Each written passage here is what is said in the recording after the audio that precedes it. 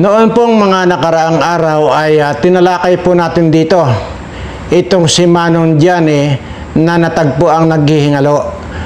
At ngayon po, ayon po doon sa ating nakalap na impormasyon ay tuluyan na po siyang nagpaalam. At yun po, at anyway, at lahat naman po tayo ay mapupunta dyan. At dahil po dyan, binalita ko lang po yung akin pong nakuhang informasyon.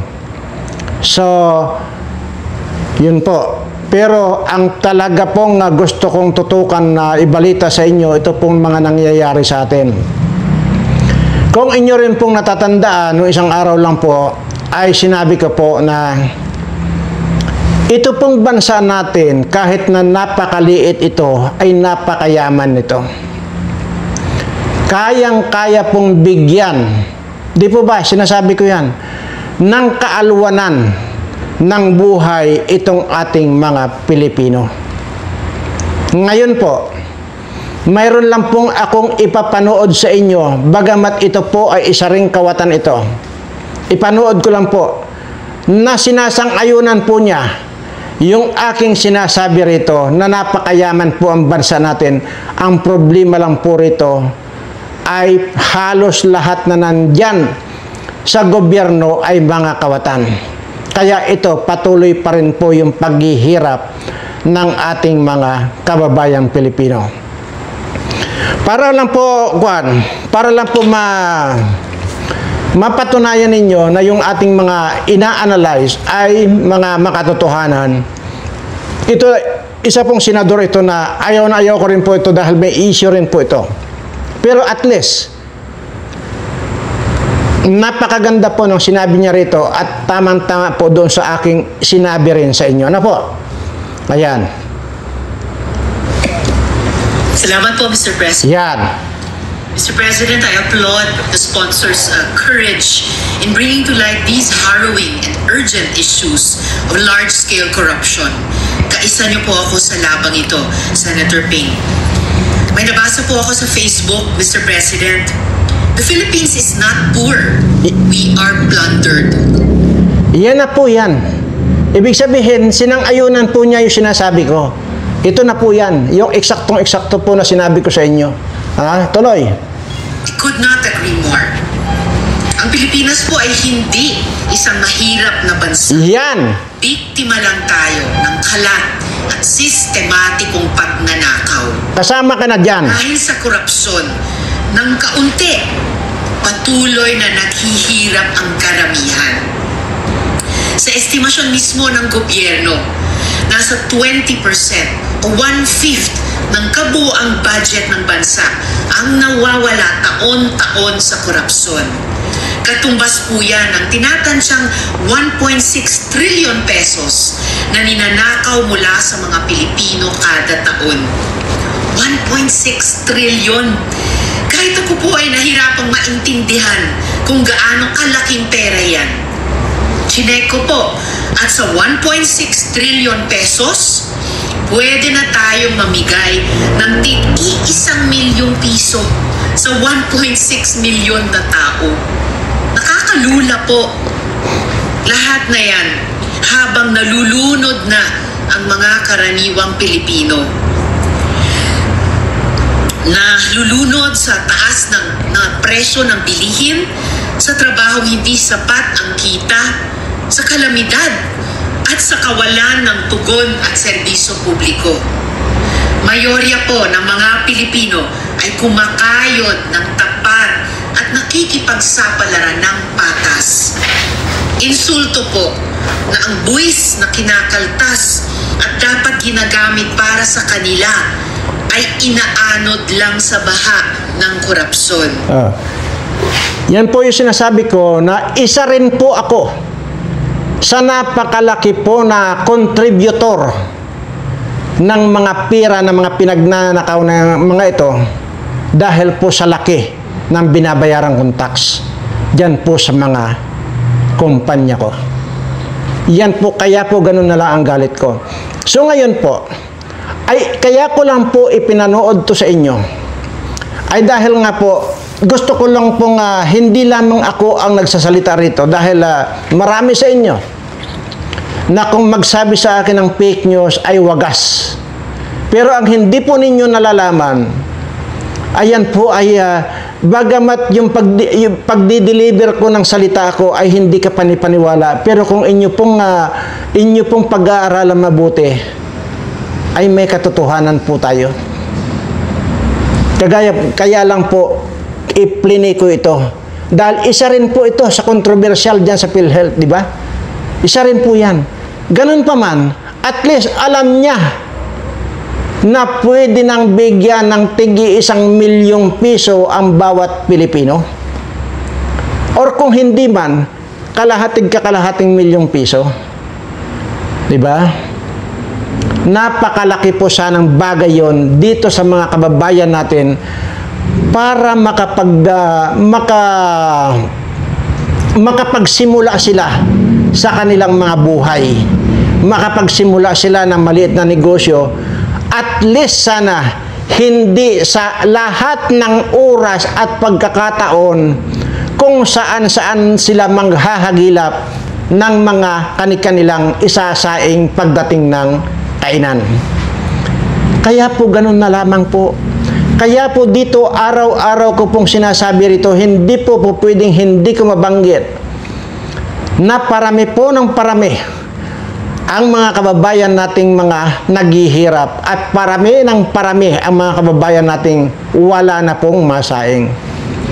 Pero hanggat nagdurusa, hanggat gutom na gutom itong ating mga kababayan, ayon, nagpapasasa sa pagpangangawat itong mga animal na mga politikong ito, lalo na po dyan sa Kongreso. Napakarami na po na lumalabas ng mga pangalan ng mga congressman ang talagang mga certified kawatan. Sana itong investigasyon dyan ngayon, huwag sanang mauwi ito sa puro imbestiga. At napakalaki pong kaso ang dapat na ikaso sa mga ito. Wala pong piyansa o wala pong bill, diretso ka sa kulungan pag ikaw ay napatunayang ang naging kaso mo or ang kaso mo ay economic sabotage. Yan po yan. So, ngayon po, ay dito po sa aking ipi-play sa inyo, mangingilabot talaga kayo. At alam natin na talagang seryoso na itong pag-iimbestiga nitong flood control na ito. So, ito pong speech ni Senador Lacson ay talagang mukhang seryoso na po talaga ang Senado na para panagutin itong mga animal na mga kontratistang ito. Actually, sabi ko nga po sa inyo, hindi po basta-basta natin i-blame itong mga kontraktor eh. Kasi una po, yung kontraktor po talaga, wala na po silang magawa kasi yun po paulit-ulit kong sinasabi rito, ini-explain sa inyo, na kapag dumating na po yung budget doon sa kontrata na 1,000, kunwari, ay ang darating na lang po na pira sa magiging contractor at aayusin yung certain na iaayos nila ay 300 pesos na lang out of 1,000 pesos. So parang ganun pa man, magkakasabwat yung mga yan, kaya dapat pare-pareho itong balatan itong mga animal na ito. Ito po yung sinasabi ko. At panoorin po natin itong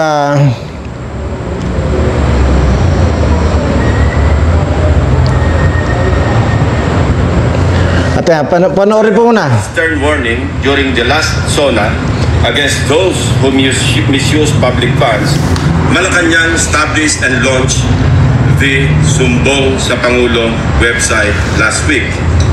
I commend and sincerely thank the President for this open source website.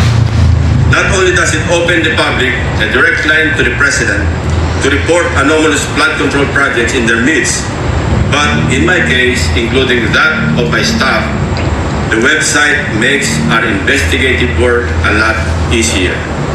For one, The coordinates that the website provides showed us a faster way to find shady, even ghost projects.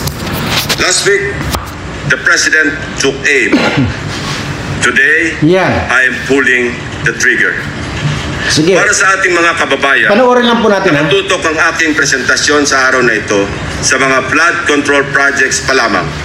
Hindi pa rito kasama ang iba pang mga infrastructure projects na punong-puno rin ng anomalya.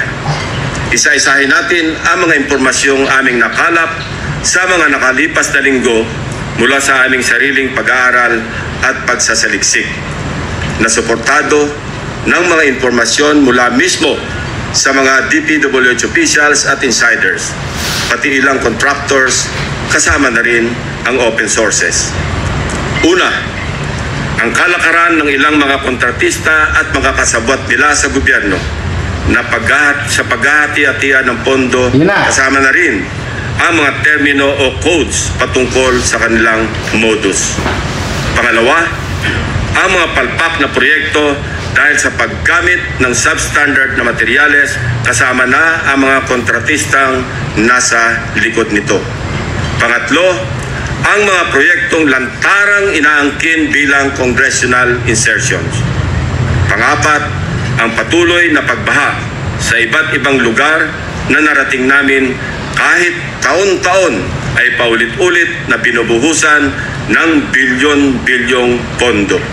At ang pinakahuli, ang mga tinatawag ng Pangulo na guni-guni o ghost projects na aming nahukay. For over 15 years, from 2011 to 2025, we appropriated more than 1.9 trillion pesos for flood control management program under the budget of the Department of Public Works and Highways alone.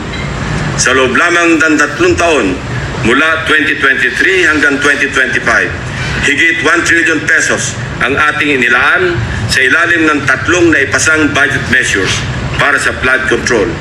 Halos 53% ng kabuuang pondo sa loob ng 15 taon. When we are speaking in trillions of pesos, we should expect our streets and low-lying communities to be flood-free when the rains pour.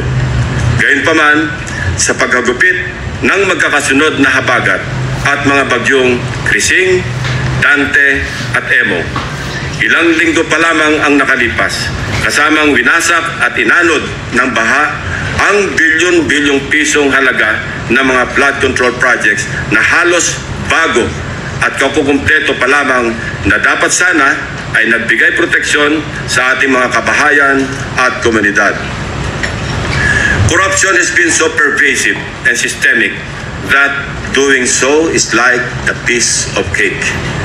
And when I say piece of cake, I mean that funds for a specific project are divided, shares vary depending on greed, big parts swallowed by corrupt operators, both from the public and private sectors, leaving only crumbs for actual project implementation.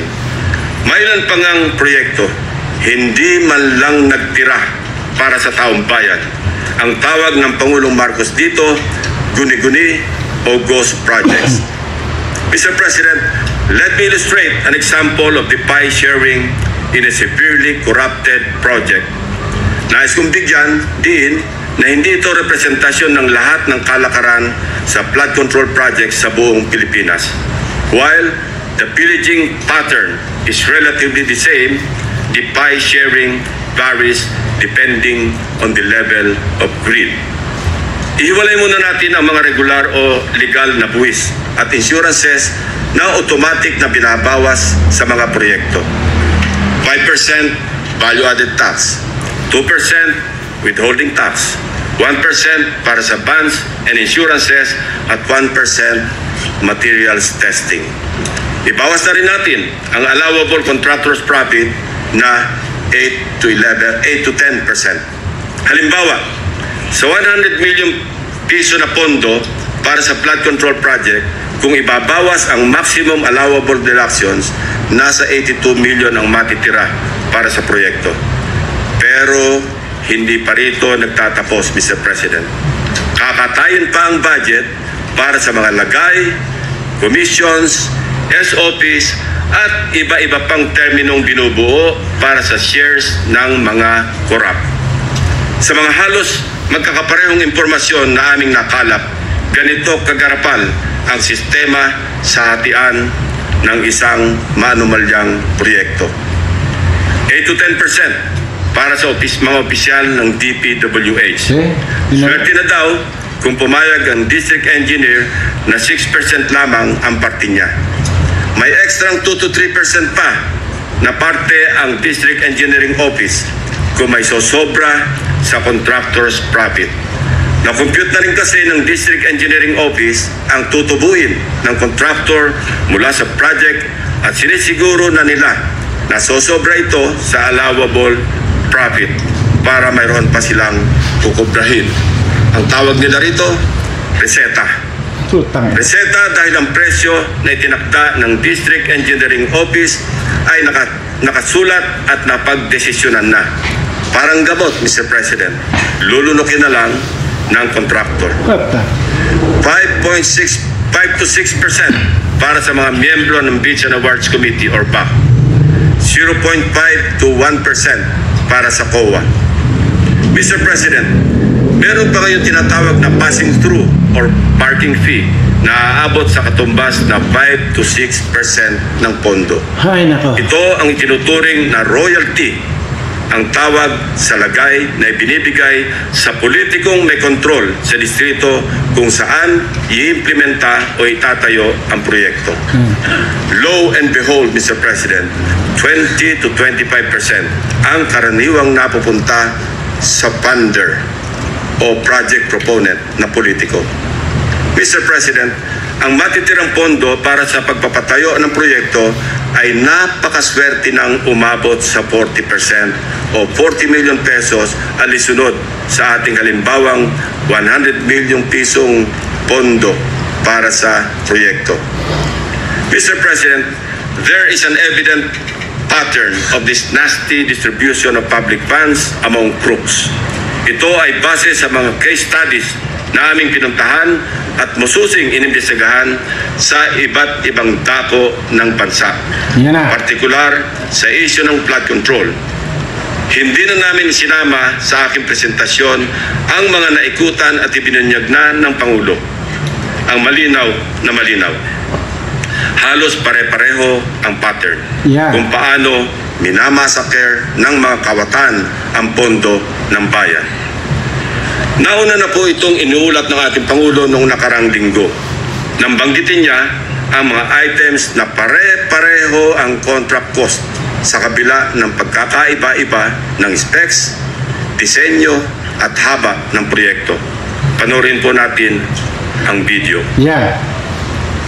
Pag sinabi, may 50 project, pare-pareho, 150 million lahat. Pare-pareho lahat. Imposible yan.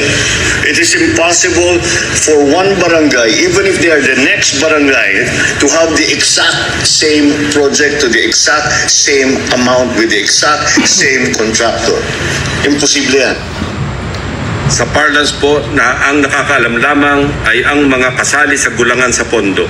Ito po ang tinatawag na distinct.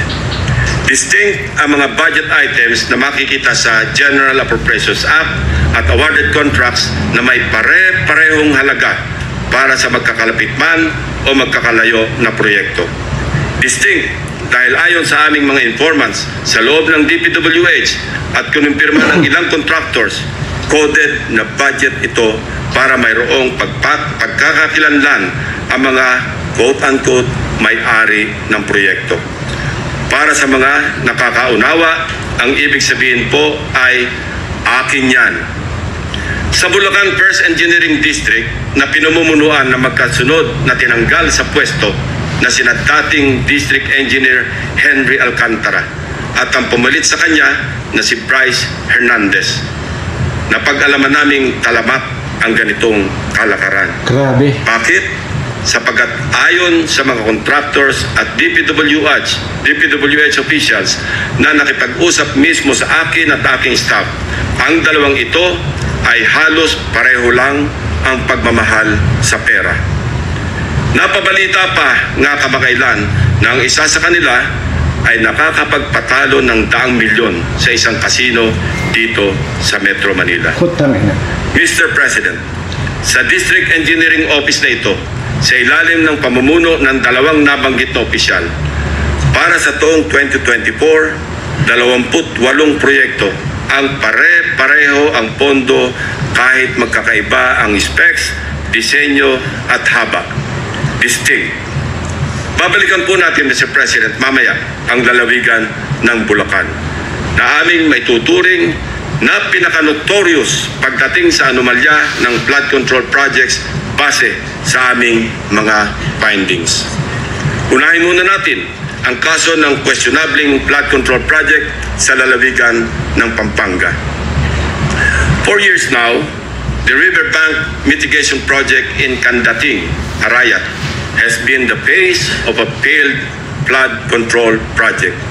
Tuwing umulan, panay ang aray ng mga taga-Arayat sa pag-apaw ng ilog na hindi mapigilan ng flood control. Mr. President, binisita ng aking mga staff ang Arayat nitong nakaraang 2 linggo lamang na tinamaan din ng hagupit ni Emong at nagdulot na naman ng pagguho ng ilang bahagi nito. Take note, Mr. President, katatapos lang ng panibagong repair nito noon lang Hunyo ng kasalukuyang taon, 2025. Sa itsura ng structure, tila baga hindi binibigyan pansin ng gobyerno ang Candating. Pero kung babalikan natin isang taon pa lamang ang nakakaraan o noong Agosto 2024, may gumuho ng flood control matapos mahagupit ng monsoon. Mr. President, a review of the budget books shows that we started funding the construction, rehabilitation of slope protection along Pampanga River, Candating, Arayat, Pampanga, way back in 2018. Let me give a rundown.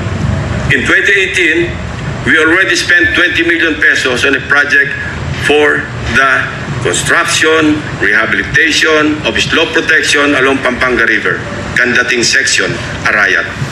Kalaunan, nasira. Since then, it has become a cycle, Mr. President. We used the people's tax money to repair it in 2023 for a contract price of 91.6 million pesos. It was repaired again by another year's tax money in 2024. This time, not once, but twice. 91.8 million for phase 1 and 91.4 million for phase 2. Take note, 20 million pesos lang ito sa una at original construction. If the original construction cost was only 20 million pesos in 2018, why did the repair cost balloon to 350% or 91 million in 2023 and another 183 million pesos in 2024 or an overall increase of 815%. Aba, at nawili na ang thunder ng Edmarie Construction na siyang palaging nananalong contractor sa Candating, Arayat, Pampanga noong 2023 at 2024. Yung pag-aari nga ng congressman yan dyan. Ng 100 million pesos ngayong taon. Buti na lang, pinigil ng Malacanang ang pag-release ng pondo. Distinct din, but in a very distinct way. As I mentioned earlier, all of these were awarded to the same mighty contractor, Edmarie Construction and Trading. In total, Edmarie bagged 274.8 billion pesos in taxpayers' money for the rehabilitation and repair of Candating na tila hindi nagsasawa sa repair. Hindi lang po yan ang issue ng Edmarie. How can this contractor, with an unusual share of controversies, including being delisted as DHSUD builder in 2023, be trusted to rebuild its own consistently collapsing project, which has evidently come with great cost and loss to the government. Paulit-ulit ang pag-repair, ngunit ganito pa rin ang kalagayan sa kandating Arayat. Arayat ko po. Mr. President, magtungo naman tayo sa Hilagang Luzon, partikular sa probinsya ng La Union, kung saan matatagpuan ang Bawang River Basin, na kung saan matindi ang congressional insertions. Sa tulong ng mga concerned groups and individuals, napansin namin ang bilang ng flood control projects na bagamat wala sa National Expenditure Program noong 2024 ay biglang tumubong parang kabote sa General Appropriations Act ng nakaraang taon. Halimbawa, ang construction of flood control structure along Bawang River Basin. Dalawang items lamang na may tig 50 million pesos ang nakalaan sa bahagi ng Nagilian. Samantalang ang bayan ng Bawang ay wala pong proyekto sa National Expenditure Program. Abracadabra, sa naipasang 2024, Kwan po yan, napakahaba pa po kasi yan. Pero yun po ang bottom line po dito, yung naipakita ko lang po sa inyo na talagang hindi na mapipigil yung pagbulwak ng mga kawatan dito sa atin ngayon. Especially, ito pong tinutukoy ko itong mga congressman. At yan po talaga ay, yan po, lumabas na po lahat. At may mga pinangalanan na po na mga congressman. At sa Martes po, sa susunod na Martes ay mukhang lahat po yata ng mga mga congressman ng mga kawatan ay ibubulgar na. Pero dapat lamang. Dapat talaga na walang takipan diyan kahit pa pare-pareho kayong nasa gobyerno. Kaya nga po dito, ang sinasabi ko pa po noon pa, kung inyo pong balikan lang yung aking mga videos, hindi bali na pong walang alam at bago yung kakandidatong kung sino man ang kakandidato sa anumang posisyon. Mas maganda na po yung bago ang ating ihalal kisa dito sa mga luma na ito na mga politikong ito na pauli-uli na lang dyan sa Kongreso at saka Senado. Bakit ko sinabing gusto ko na lang yung bago? Kasi yung pong mga bago na mga mga congressman kunwari or either senador, pag-aaralan pa po nila kung paano magnakaw. Pero ito pong mga dati na nandyan na pauli-uli na lang, kahit po binabangungot yung mga animal na yan, kahit po tulog na tulog yan, kahit nasa kalagitnaan ng kagandahan ng panaginip ng mga animal na yan, at tanungin mo kung papaano gawin dito sa nakawan na ito, alam po nila yung ibibigay na instruction. Alam na alam nila, kahit nga sabi ko binabangungot yung mga, alam nila kung paano magnakaw. Yan po yung ibig kong sabihin. Kaya lang, bigyan na rin po natin ng benefit of the doubt itong mga butante. Kasi nga po, malamang-lamang din ay talagang yung iba po ay tumalima doon sa ating mga panawagan dati. Kaya nga lamang po, ang kamalas-malasan, nandyan itong Comelec chairman na Garcia na ito, na isa rin palang bayaran ito. See? Ang isang example po nito, ito na lang si Kwan. Ito na lang si bayawak na Abante na ito. Di ba talo na? O, tingnan nyo. Binaliktad. Nakaupo pa rin ngayon. Congressman pa rin siya ngayon. So, lalamon na naman po ng pira ng bayan niyan. Yun po ang nakakapanghina. Kaya nga po ang lagi ko sinasabi dito, sana mamatay na lang itong mga politikong ito. Para sana, minsanan na lang po sana mamatay itong mga kawatang ito. At mga bago na yung mga ilalagay natin or ibubuto natin mga gusto pa maglingkod sa bayan. Itong mga animal na ito, hindi po paglilingkod sa bayan ang gusto ng mga animal na ito. Kaya lang po sila pumapasok dyan sa politika para magkaroon lang po sila ng lisensya para makapagnakaw itong mga kawatang ito. Yan po ang totoo. Anyway, sabi ko nga po, wag lang tayo magsawa sa kadadaldal. Wag lang nating tigilan sa kadadaldal ito. Dahil yung mga iba po, bagamat kalat na kalat naman po yung mga balitang yan na ibinabalita, ay baka po yung ibang mga kababayan natin hindi pa nila alam. Kaya tuloy lang din po ang aking pagdadaldal dito at iniiko ko lang po yung mga nangyayari dito sa ating bansa. At bagamat nga po yung ipinakita kong una na itong si Risa na yan, na isa ring may kontrobersyal sa PhilHealth yan. Alam nyo yan. Pero kaya ko lang po pinanood sa inyo dahil sabi ko nga kanina lang, gusto ko pong mapatunayan sa inyo na hindi lamang po ako nagsasabi. Kung totoosin po, wala pong Pilipinong naghihirap. Alam na alam ko po yan dahil lang ang iba po kasi ay hawak ko. Kaya alam kong sabihin na napakayaman ng Pilipinas. Mayroon pa po dyan, hindi pa nila natutuklasan. At pag ito ay natuklasan, kung ito lang ay willing lang umalis lahat yung mga nasa gobyernong ito, at ako ay mabigyan ng pagkakataon na ako ang mag-appoint ng gusto kong ilagay na presidente o sino pa man, willing ako na ituro pa yung hindi matatawarang kayamanan ng Pilipinas. Yan ang kuwan. Pero wala eh.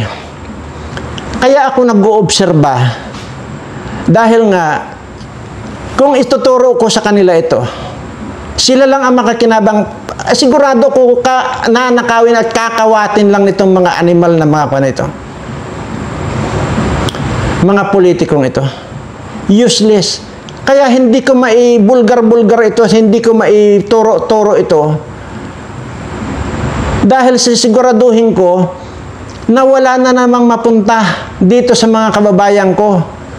Ang gusto ko kasi dito masiguro na kapag tinuro ko itong mga pwedeng magpaaluan or pwedeng magbayad ng utang ng Pilipinas or ito yung pwedeng makapagbigay ng kaaluwanan sa ating mga kababayan, willing na willing po sana ako. Ang problema po ay talagang hindi po ako nakakasiguro. Kaya I brother ikamatay ko na lang yan na mananatiling walang makikinabang dyan kahit sino. Pero yun po ay sinasabi ko po rito, 24 years na lang po ako mabubuhay dito. So yun po ang pinapag-aralan ko kung papaano. Kung ito ay ibibigay ko na lang individual sa mga tao or ibibigay ko para mabayaran ang malabo. Nanakawin lang at nanakawin to. Kaya sabi ko, mamamatay na lang ako na walang makikinabang ito mga ito. Pero mag-iiwan ako nang para mapakinabangan itong mga naniniwala sa akin. Maraming salamat po at mag-ingat po kayo lagi, lalo na po itong mga subscriber ko, para po hindi kayo magkasakit, hindi kayo magkaroon ng problema sa buhay. So, lagi po mag-iingat. Bakit ko po laging sinasabi ito sa inyo? Kasi po, mahal na mahal ko po kayong lahat.